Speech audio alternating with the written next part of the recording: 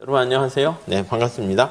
오늘 그 챕터 16장, 17장, 18장, 19 이렇게 할 건데요.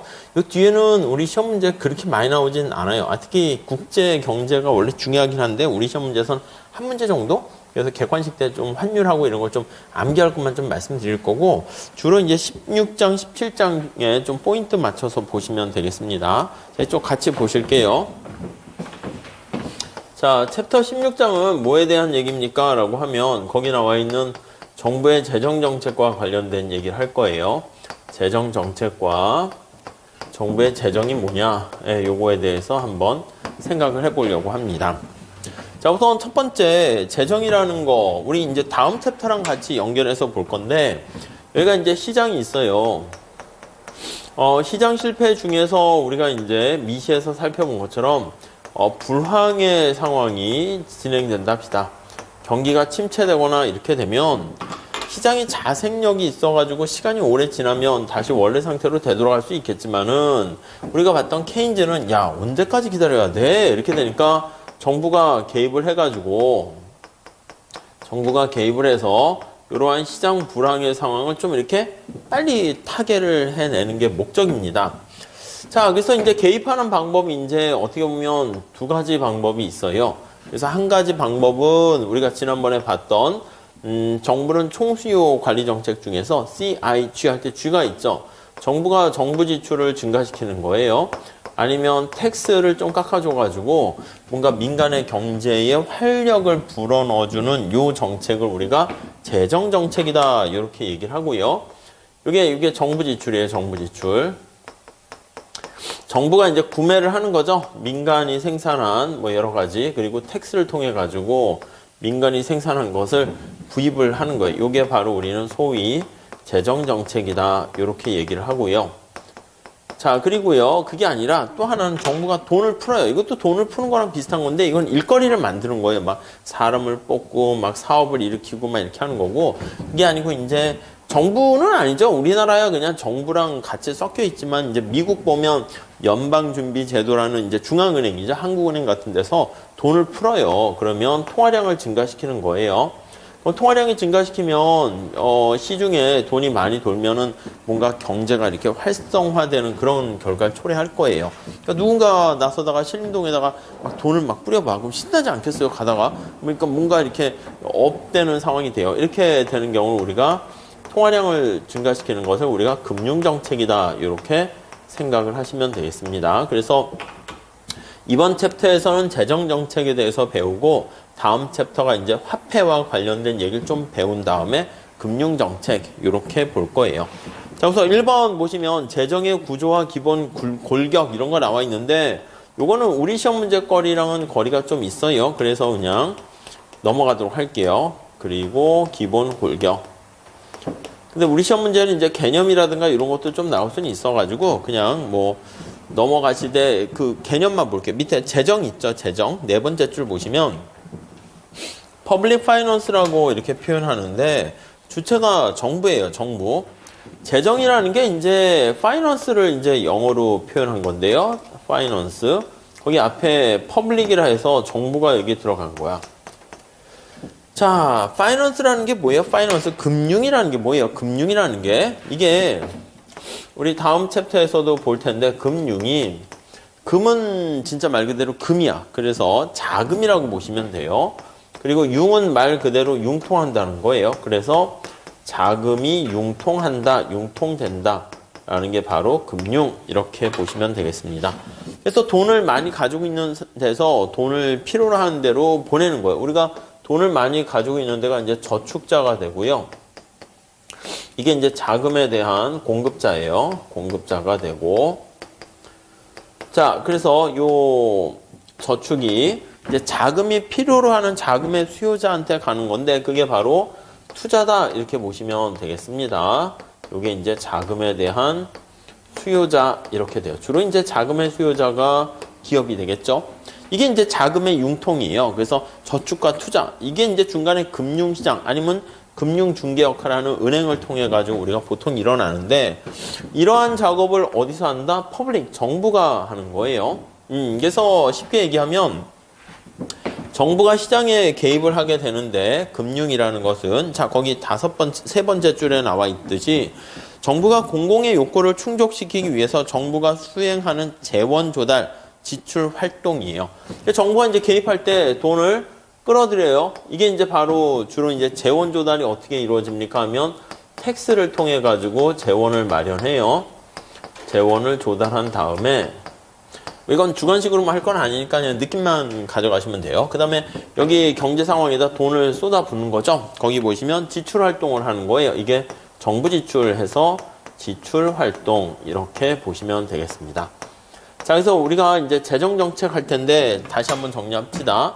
재정 하면 정부의 경제 활동을 나타내는 건데 자금을 융통해서 다시 시장 안에 집어넣는 거예요. 경제를 안정화시키거나 국민들의 행복을 위해서 정부가 이렇게 개입을 하는 활동들을 얘기한다라고 보시면 되겠습니다.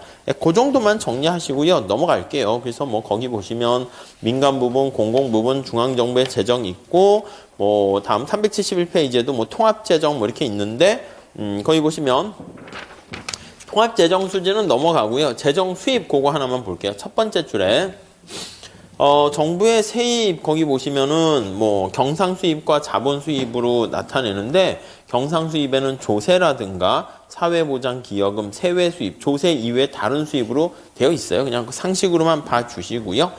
다음에 뭐 거기까지만 보세요. 그 뒤에까지 뭐 물어보나 그러진 않습니다. 밑에 재정 지출 볼게요. 재정 지출이란 정부 부분의 지출을 나타내는 거예요. 그래가지고 거기 뭐 경상 지출, 자본 지출, 순융자 등등등 있는데 정부가 돈을 쓰는 것을 얘기한다. 그런 정도만 보시면 되겠습니다.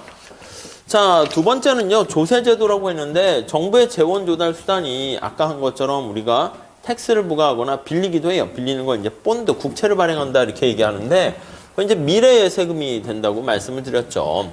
그런데 가장 큰 비중을 차지하는 게 텍스거든요. 그래서 이번 조세제도 해가지고 조세 파트를 살짝 집어넣긴 했어요. 그래서 요거는 뭐 그냥 간단하게 좀 보시면 될 것 같습니다. 자, 1번에 조세 부담률이 있는데 그건 넘어갈게요. 뭐 신문에서 많이 나오긴 하는데 우리한테 중요한 거는 직접세랑 간접세 이렇게 한번 볼게요. 자, 직접세는 뭐냐면 세금을 말 그대로 조세 법률주의에 따라서 법에서 야 누가 내 하면은요 내가 바로 직접 내는 거야. 딴 사람한테 전가가 불가능한 거예요. 그래서 보통 우리가 소득세라든가 뭐 상속세 이런 것들이 바로 여기에 해당해요. 아, 내가 소득을 벌어서 내가 세금을 내게 되면 내가 내는 거지. 딴 사람한테 야 네가 대신 내 이거 깡패죠. 그러면 상속을 내가 했어요. 자녀한테 했으면 내가 내는 거잖아요. 그러니까 요게 이제 직접세라고 해서 요거는 납세자와 담세자가 같다 해서 이건 전가가 불가능 이렇게 보시면 되겠어요. 전가가 불가 이렇게 보시고 자 간접세 한번 볼게요. 간접세. 간접세다라고 하면 우리가 이제 흔히 얘기하는 게 이제 부가가치세라고요. Value Added Tax 이런 거라든가 아니면 말 그대로 물품세라고 생각하시면 되겠습니다.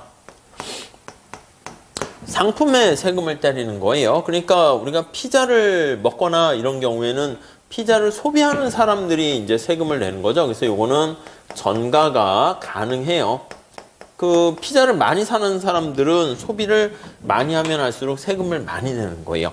자, 그래서 여기 보시면 소득세와 상속세는요, 보통 우리가 이게 전가가 불가능하니까 누진세를 사용합니다. 그래서 돈 많은 사람들은 누진적이라고 쓸게요.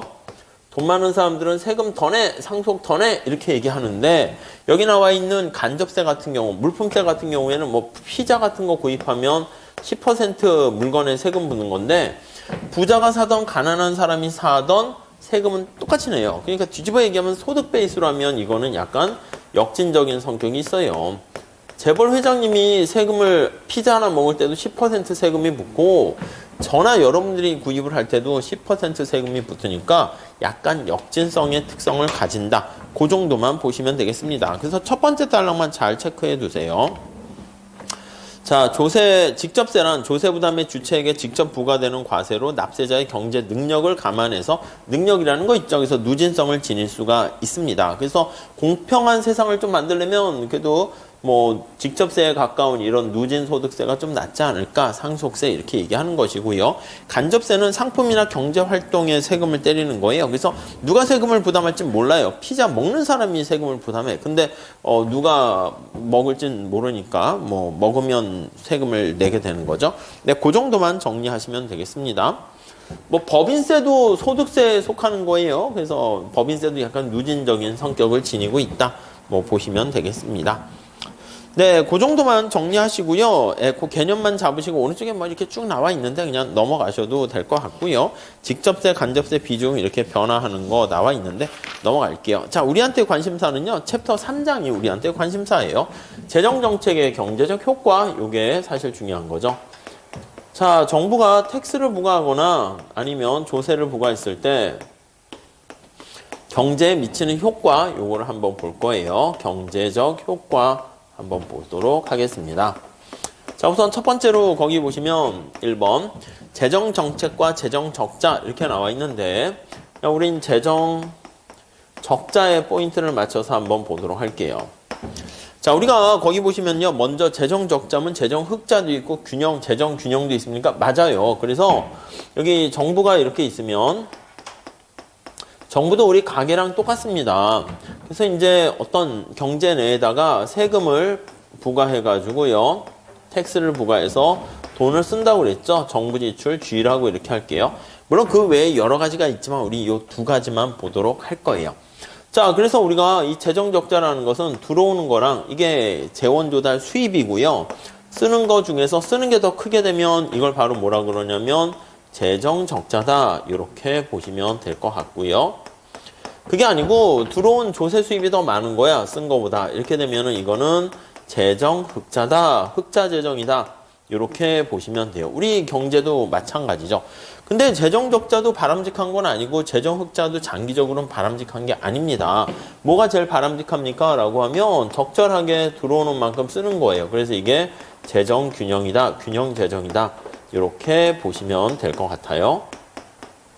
근데 이제 고전학파 같이 옛날의 경제학자들, 초기의 경제학자들은 야, 정부 너 가능한 한 시장에 개입하지 말고 꼭 필요한 일만 해. 그래서 언제나 균형을 강조했어요. 그래서 요걸 강조한 게 이제 고전학파 경제학자가 이렇게 강조를 하게 되는 것이고요.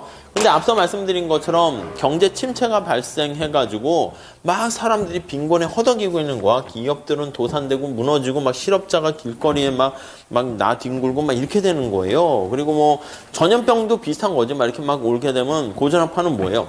나 또 죽을 놈은 죽고 살 놈은 살고 알아서 언젠가 좋아지겠지. 근데 사실 뭐 그게 맞는 걸 수도 있는데 자연 속에서 우리가 생태계 돌아가는 거 비슷하게 지구가 정화 능력처럼 그렇게 될 수 있는데 이거 어떻게 가만히 있냔 말이야. 막 우리 신림동이나 이런 데가 막 그냥 뭐 전염병 때문에 길거리에 사람도 없고 막 식당에도 사람 없고 막 이렇게 되면 어떻게 해요? 기간이 또 언제 끝날지 모르면 또 문제가 되잖아요. 그러니까 야, 정부야 뭐하냐? 네가 좀 나서서라도 해라. 정부가 돈을 풀어가지고 경제에 막 개입을 하게 되면 돈이 어디서 납니까? 없죠. 그러니까 당연히 적자 재정을 이렇게 만들 수밖에 없어요. 그래서 요걸 이제 강조하는 게 어쩔 수 없으니까 정부가 개입해야 해가지고 케인즈가 강조합니다.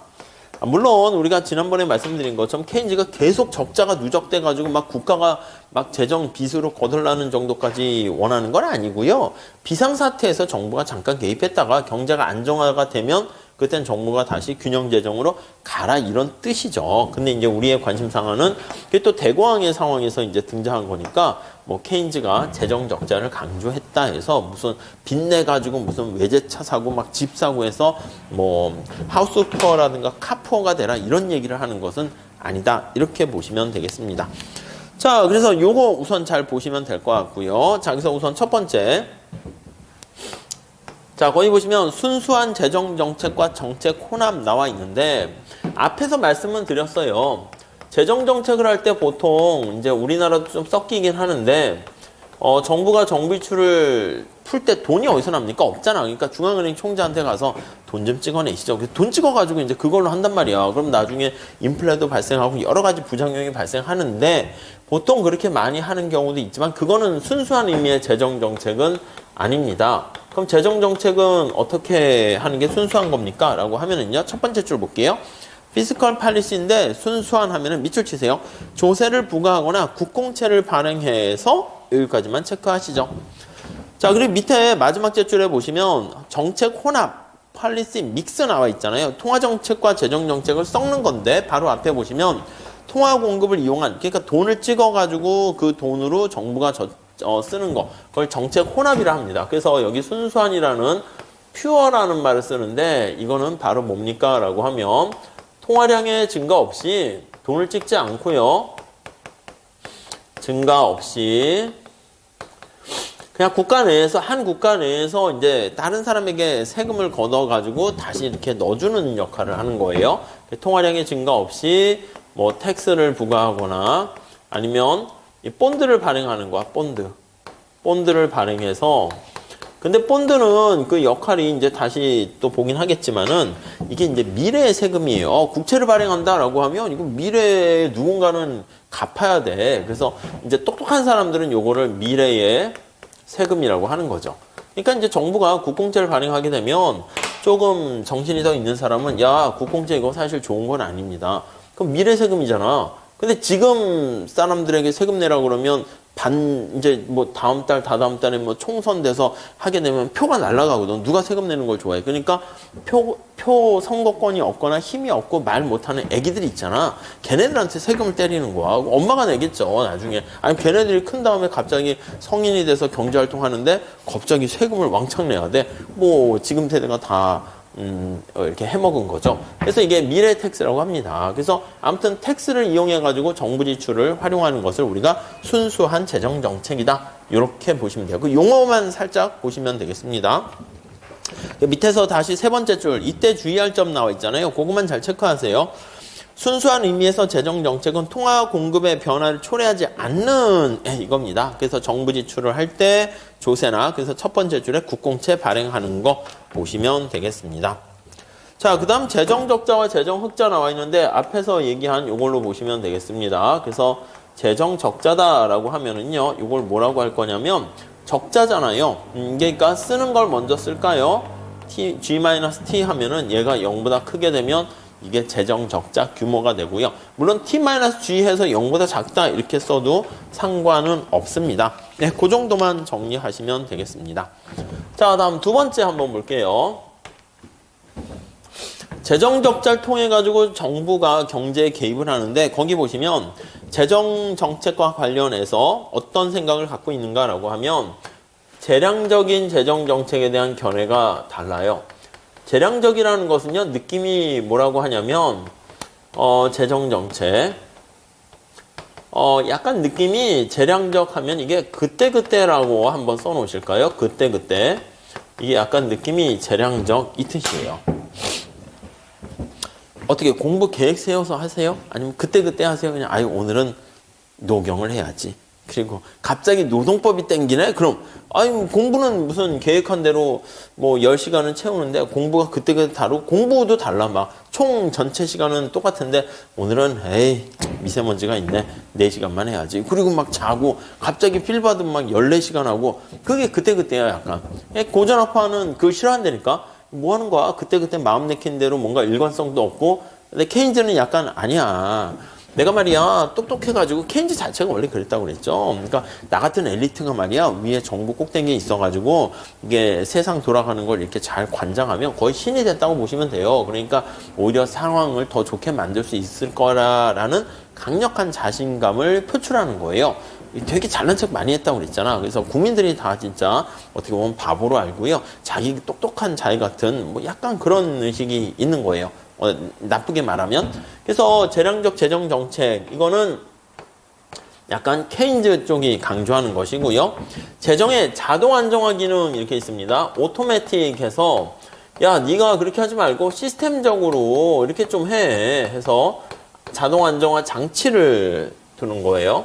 자동 안정화 장치.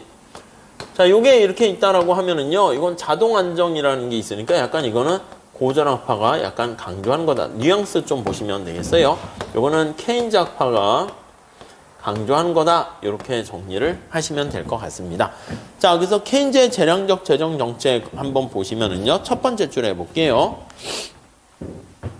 자, 케인즈는요, 현실의 경제 상황이 불균형인 상황이 많이 있다라고 봐요. 물론 균형일 수 있는데 그게 완전 고용 수준까지 가지 못하는 미달된, 그래서 두 번째 줄 보시면 불안전 고용 상태에서 균형이다 이렇게 얘기를 합니다. 두 번째 줄은 우리 지난번에 말씀드린 건데 경기 침체가 발생하면 실업은 높아지게 되고요. 그러면 실업이 높아지면 일자리 얻지 못한 사람들이 많아서 소득이 줄고 소득이 줄면 민간의 소비가 줄고 물건을 안 사면 기업들도 재고가 쌓이니까 또 새로운 투자라든가 물건을 덜 만들고 이게 이제 반복되다 보면요. 총수요, 유효 수요가 부족하게 돼서 진짜 경기 침체가 자꾸 심화됩니다. 그때 어떻게 해야 된다? 정부가 나서가지고 야, 그때가 그렇게 어려운 게 아니라 경제가 침체돼 있으면 정부가 정해놓은 것처럼 돈을 쏟아붓고 경제가 지나치게 과열되면 이렇게 줄여야 된다. 자동차 어떻게 생각하십니까? 이 수동이야. 기아도 이렇게 넣어가지고 엑셀과 브레이크를 방방 밟아가지고요. 속도를 아니 앞에 차가 경제가 이렇게 차가 멈추고 신호등이 있으면 브레이크 밟고 차가 파란불이면 엑셀 밟고 야 그것도 못해? 나같이 똑똑한 애는 이제 카레이서 레벨급이니까 운전을 잘해 이렇게 되는 거고 이거는 조만간 도래할 텐데 자율주행 이제 차같이 해가지고 야 합격 뭐 우리 저기 뭐 어디 가자 종로 가자 그럼 여기서 그냥 삑 이제 누르면 알아서 그냥 자동으로 찌 이렇게 가는 그거 택시랑 똑같지 않습니까? 버스랑 아무튼 알아서 그냥 가는 건데 아무튼 그렇게 생각하는 게 바로 우리는 자동 안정화 장치예요. 그러니까 고전학파 정보 개입하지 말고 시장에 맡겨라 이렇게 보시면 되겠습니다. 자, 그래서 우선 첫 번째는 거기 보시면 케인즈의 재량적 재정 정책 이렇게 얘기하고요. 케인즈의 재량적 재정 정책 이렇게 얘기합니다. 고전학파는 자동 안정화 정책을 강조했다는데 이 표현은 뭐 적절한 표현은 없으니까 이게 준칙이라고 얘기합니다. K% 준칙이라 해가지고 어떤 룰이 있는 거야. 시스템적으로 이렇게 흘러가도록 강조하는 게 고전학파다. 이렇게 보시면 되겠습니다. 자, 그래서 요거 의미만 보시고요. 다음 두 번째, 거기 보시면 케인즈학파는 승수 효과를 강조하고요. 고전학파는 구축 효과를 강조합니다. 그래서 승수 효과랑 승수 효과를 반대하는 게 바로 구축 효과 이렇게 보시면 되겠어요. 이게 승수 효과는 우리 지난번에 옛날에 한 줄 가지고 식으로 표현한 거 있는데 그거 메커니즘을 잘 볼게요. 자, 밑에 뭐 디플레이션 갭과 정부 지출 승수 GDP 갭 나와 있는데 앞에 그 얘기인데 첫 번째 줄에 보시면 케인즈는 정부 지출을 증가시키면 승수 효과에 의해서 몇 배 이상의 국민 소득이 증가한다. 이렇게 강조하는 거예요. 자, 한번 요거 볼게요. 승수 효과 메커니즘을 한번 보도록 하겠습니다. 자, 우리 국민소득 GDP는 어떻게 구성되어 있습니까? 라고 하면은요. C, I, G 이렇게 구성되어 있어요. 자, 그럼 케인즈 생각은 이거예요. 케인즈의 견해는 야, 정부가 정부 지출을 증가시켜요. 그럼 아시겠지만 그럼 얘가 증가하면 여기 국민소득이 이렇게 증가하는 거 알 수가 있죠. 국민소득이 증가하면 여기서 그냥 끝나는 게 아니라 세컨더리 효과가 발생해요. 소득의 증가로 인해서 소비가 또 증가한다고요. 그럼 우리가 지난번에 본 것처럼 100 증가한다면 80 증가하면 얘가 그대로 있으면 부동호가 오른쪽이 크잖아요. 그래서 얘가 다시 또 영향을 줘서 얘도 또 증가해서 180 이렇게 몇 배 이상의 효과를 보게 되는 게 승수 효과고요. 그때 승수의 크기는 어떻게 결정됩니까? 라고 하면 사람들이 소비를 펑펑 하는 게 중요해요. 기업들도 소득이 증가할 때 투자를 펑펑 하는 게 중요하고요. 가능한 한 수입은 안 해야죠. 외제 물건은 안 사야 돼요. 아무튼 간단한 식은 1 한개 소비 성향분의 1 이 공식을 암기하시는 게 제일 중요합니다. 자, 그럼 고전학파의 구축 효과라고 하면 이게 구축한다가 이제 밀어낸다는 거예요. 크라우딩 아웃 이펙트 이렇게 얘기해요. 그래서 꽉 차서요. 김밥 몇 구리 터지는 거랑 비슷해요. 크라우딩 아웃 이펙트 이렇게요. 승수는 멀티플라이어 이펙트 이렇게 얘기하는 거죠. 아, 진짜 제가 요즘은 어떻게 되는지 못 봤는데 옛날에 한 몇 년 전만 해도 진격의 거인 그거 만화 보신 적 있는데 저도 몇 개 이렇게 애니메이션 영상 봤는데 그냥 자꾸 하나만 이렇게 남들이 다 그 얘기하니까 광고에도 많이 나오고 해서 하나 이렇게 봤더니 자꾸 보게 되더라고. 근데 봤는데 일본어를 제가 못하니까 그래서 자막을 이렇게 보면서 하는데 거인들이 막 이렇게 막 성 막 넘어오더라고요. 근데 거기 주인공이 난 거인을 할 때 번역을 구축하고 말 거야 이러더라고. 저는 되게 반가웠지. 아니 구인을 저기 성 밖으로 몰아낼 거야 이렇게 번역해도 되는데 그냥 일본어도 이제 한자 비슷해서 그런지 구축할 거한데 저는 구축 효과 하면서 오히려 구축함 있잖아. 구축함 그런 게 비슷한 거예요. 외국에 이렇게 국경을 이제 해안을 넘어오면 이렇게 밀어내는 역할을 하는 게 구축함이거든요. 그러니까 이게 밀어내기 효과로 번역하는 분도 있어요. 아니 여기 보세요. 이 구축 효과는 이쪽으로 하면 y는 c, i, g 이렇게 있는데 기본적으로는 경제가 되게 이렇게 거의 완전 고용에 가까운 상황이에요. 우리가 가끔 보면은 맛집 중에서 갈비탕 맛있게 하는데 보면 갈비탕이 이게 완전 고용에 가까이 되는 거예요. 고정되어 있는 거야. 갈비가 300개 이렇게 있다니까요. 300개밖에 없는 거야. 거기는 그냥 갈비가 300개 다 팔리면은 그냥 아예 오늘 영업 안 합니다. 뭐 이렇게 되는 거야.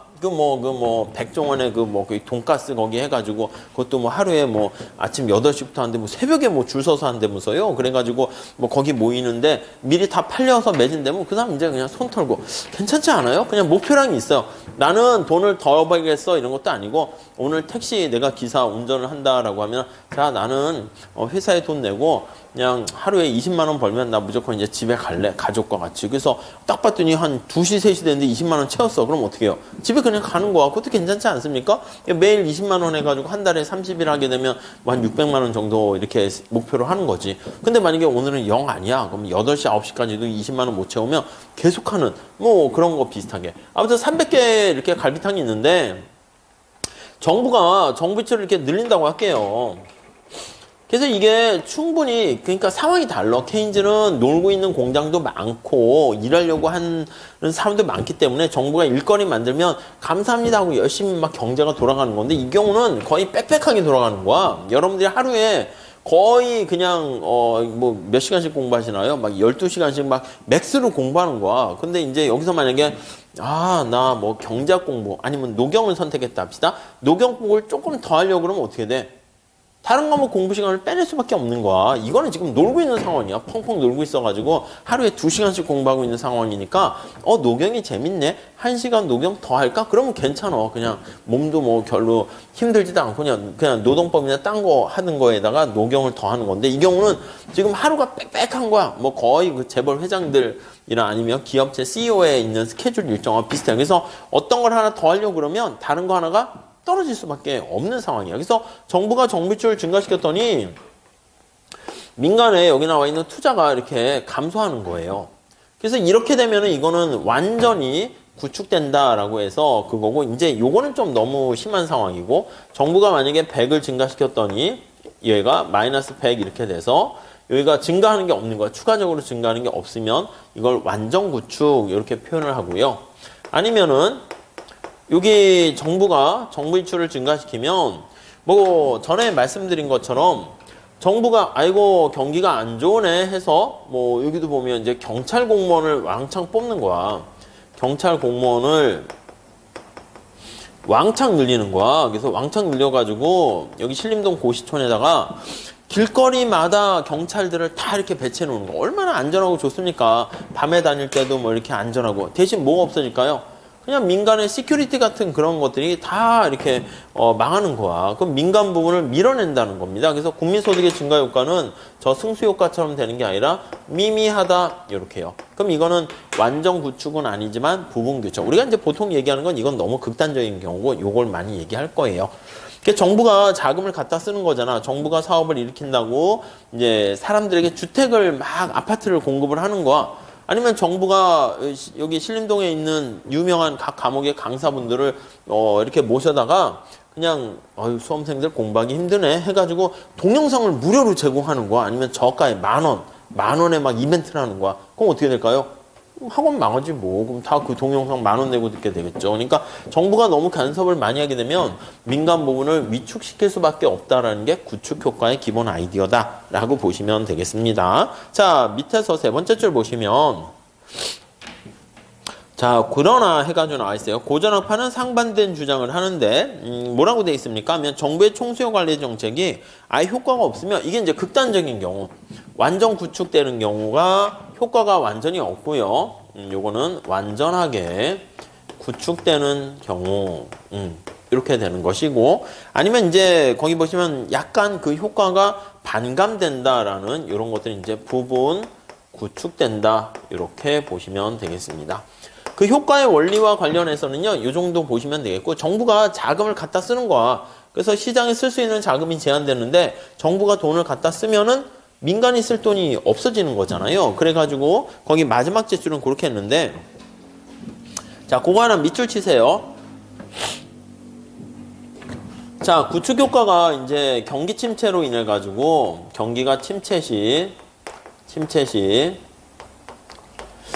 정부가 정부 지출을 쏟아부려고 해. 그러면 정부가 정부 지출을 증가시키려고 할 때 세금을 걷어서 써야 되는데, 앞에서 본 것처럼. 근데 세금을 거두기가 쉽지 않단 말이야. 그러면 조세 대신에 어떤 걸 쓴다? 눈 가리고 아웅하는 본드를 발행합니다. 본드를 발행해서 재원 조달을 합니다. 정부 지출의 재원을 조달해요. 조달하면, 자, 그럼 국공채를 발행하게 되면 국공채가 시중에 많아지게 되잖아요. 그러면 국공채가 많아지면 물과 다이아몬드의 역할에 따라서 그거랑 마찬가지로 그거 뭐 비슷하게 물과 다이아몬드의 역설이죠. 그것처럼 본드가 많아지면 본드의 가격은 어떻게 돼요? 떨어져요. 흔해지니까. 그래서 본드를 많이 발행하면 본드의 가격은 하락해요. 자, 본드의 가격과요, 우리 국공채 관련된 뭐 여러 가지 수익률, 이자율하고 다 관련돼 있어요. 그래서 요거와 하락하고 이자율은 상승한다. 이렇게 보시면 되겠습니다. 상승한다. 상승하고 하여. 자, 그래서 어떤 일이 발생합니까? 라고 하면 여기에 한번 연결할게요. 그러면 민간의 이자율에 대해서 투자는 마이너스라고 보시면 돼요. 그래서 민간의 투자는 위축된다라는 것을 알 수 있습니다. 이게 이제 사실은 우리가 머릿속에 암기하셔도 됩니다. 그래서 이것도 체크해 두세요. 국공채 가격은 여기 이자율과 서로 반비례다라는 거 생각해 줘요. 머릿속에 그냥 암기해 두세요. 그래서 본드 가격이 하락하면 이자율은 상승한다. 이거 반비례. 그래서 이자율이 상승하면 민간의 투자가 위축돼서 생각만큼 효과가 많이 일어나지 않는다. 케인즈는 그럼 구축 효과 없습니까? 그때는 공항이라는 대공황과 같은 경기 침체여가지고 정부가 그냥 뭐 일을 더 해도, 지금 갈비탕이 300개까지 할 수 있는데 맨날 갈비탕이 하루에 한 50개만 팔려가지고 250개가 그냥 재고로 그냥 갖다 버리는 상황이야. 근데 공무원들을 시켜가지고, 자, 점심은 무조건 갈비탕을 먹어라 이렇게 해서 공무원들이 갈비탕 먹으러 오게 되면 뭐 민간 부분을 위축할 게 아니라 그냥 갈비탕 재고로 버리는 것만 오히려 줄어들게 되고 오히려 더 생산할 수 있는 여력이 생기는 거니까 오히려 긍정적이다라고 보시면 되겠습니다. 자, 그래서 다음 페이지 한번 가볼게요. 첫 번째 줄에, 그래서 이자율이 상승하게 되면 민간의 소비와 투자가, 소비도 이자율에 영향받는다고 이제 보면 투자가 위축돼서, 왜 소비는 이자율에 마이너스일까요? 이자율이 올라가면 사람들이 저축을 한다고. 그러니까 소비를 안 한다고. 그러니까 소비가 위축되고 투자가 위축되고 정부 지출의 총수요 증가분을 상쇄시키게 되고, 이걸 바로 우리는 구축 효과다 이렇게 나와 있습니다. 세 번째 줄도 밑줄 치세요. 다시 말하면 구축 효과는 정부의 확장적 재정 정책이 이자율을 상승시켜서 민간의 소비와 투자를 위축시키는 활동을 바로 구축 효과다 이렇게 해요. 그래서 구축 효과가 존재하는가 존재하지 않는가가 바로 케인즈 학파랑 고전 학파를 구별하는 기준이 된다 이렇게 보시면 되겠습니다. 자, 다음에 이 자동 안정화 장치에 대해서 살짝 볼게요. 오토매틱이에요. 오토매틱. 자동 안정화 장치예요. 자동으로 경제를 스테빌라이저 하는 장치를 얘기합니다. 그래서 자동 안정화 장치 이렇게 보시면 되는데요. 안정화 장치. 자, 이거는요, 시험과 관련해 가지고는요, 뭐가 안정화 장치인가만 보시면 돼요. 첫 번째 줄 볼까요? 우선은 고전학파의 주장이다라는 거 잘 보세요. 자동적으로 돌아간다는 거는 이제 케인즈는 별로 좋아하진 않습니다. 그래서 오토매틱 있잖아요. 정부가 인위적인 재량적 재정 정책 쓰지 않아도 자동적으로 경기의 변동폭을 줄이고 경제를 안정화시킬 수 있다는 장치가 경제 내에 있으니까 야 정부 개입하지 마 이렇게 되는 겁니다. 자 다음 단락에 보시면 거기 밑줄 치세요. 누진소득세랑 실업보험 같은 거 그 두 개 체크하세요. 누진세와 실업보험 같은 게 거기에 해당합니다. 네, 한번 여기 잘 볼게요. 아니 경제가 호황과 불황이 이렇게 반복되고 있는 상황이 있어요.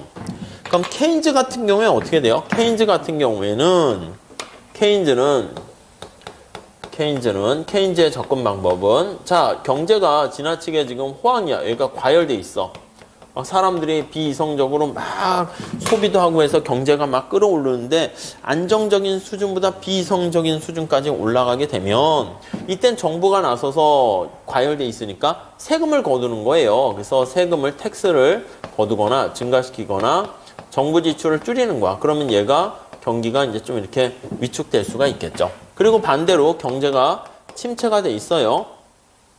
그럼 이제 정부가 정부 지출을 증가시키거나 아니면 텍스를 깎아주는 거야. 텍스를 깎아주는 거죠. 그럼 이제 뭔가 여기서 이렇게 올라가는 결과 초래. 그래서 인위적으로 엑셀을 밟았다가 브레이크랑 이걸 잘 조율을 해가지고 호황과 불황을 이렇게 안정화시키는 정책이 이제 케인즈의 재량적인 정책이 되는데 자동 안정화 장치는 어떻게 됩니까? 라고 하면요. 호황과 불황이 이렇게 반복될 때 앞서 말씀드린 것처럼 고전학파의 자동 안정화 장치는 뭐냐면 경제에서 경제가 이렇게 과열이 돼 있잖아요.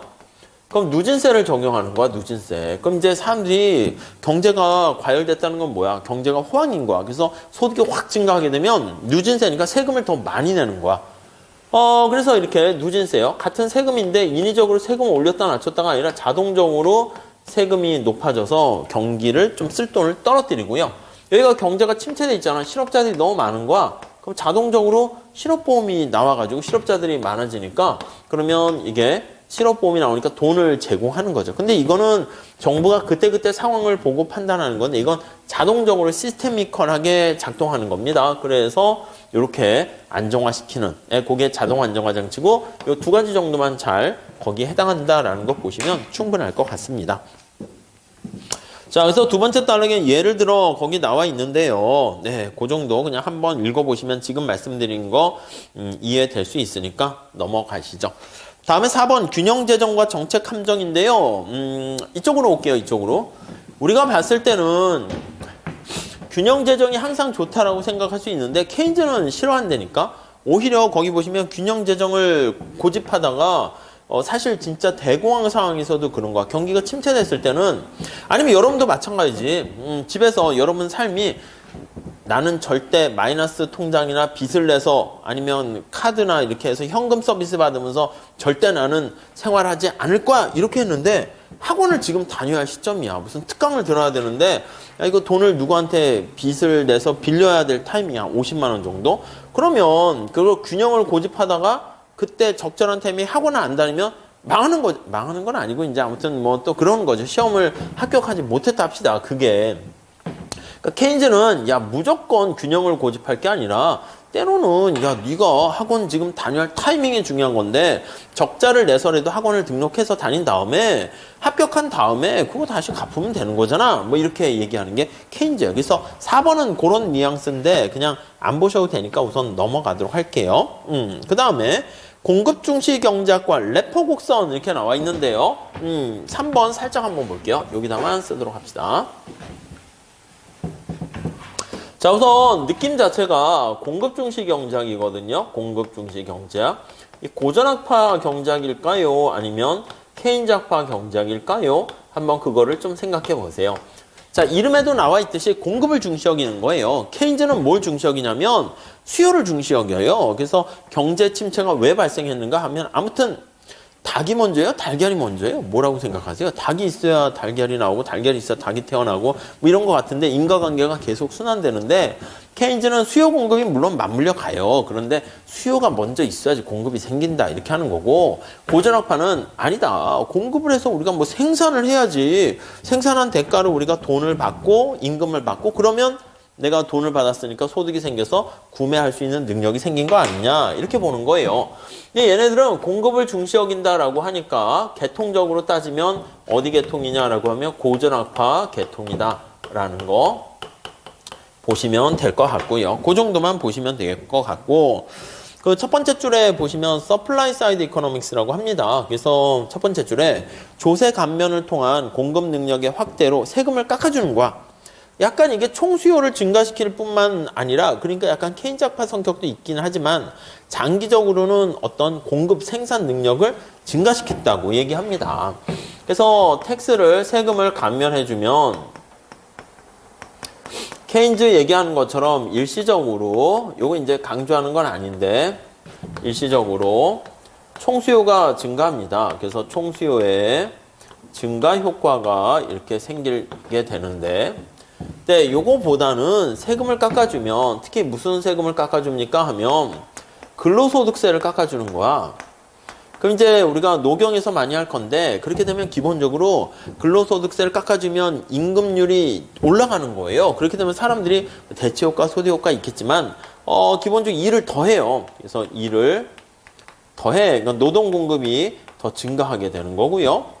또 텍스 중에서 이자소득세를 깎아줘요. 이자소득세를 깎아주는 거예요. 감면해 주는 겁니다. 자, 그러면 근로소득세랑 이자소득세를 깎아주면 이자소득세는 어디에 세금 때리는 거냐면 저축에 세금을 때리는 거거든요. 근데 저축에서 이자소득을 얻었는데 거기다가 세금을 때리지 않고 줄이는 거야. 그렇게 되면 사람들이 저축을 증가시켜요. 저축도 저 앞에 뭐라고 했습니까? 자금의 공급이라고 했잖아요. 저축이 증가해요. 그러니까 일을 더 하고 그리고 생산도 더 많아지고 저축이 증가하고 그럼 이게 투자로 연결되게 되면 경제가 쫙 살아난다. 이 나중에 장기적으로는 그래서 장기적으로 경제의 어떤 성장의 발판이 된다라고 보시면 될 것 같습니다. 자, 그래서 이 정도만 잘 보시면 되겠어요.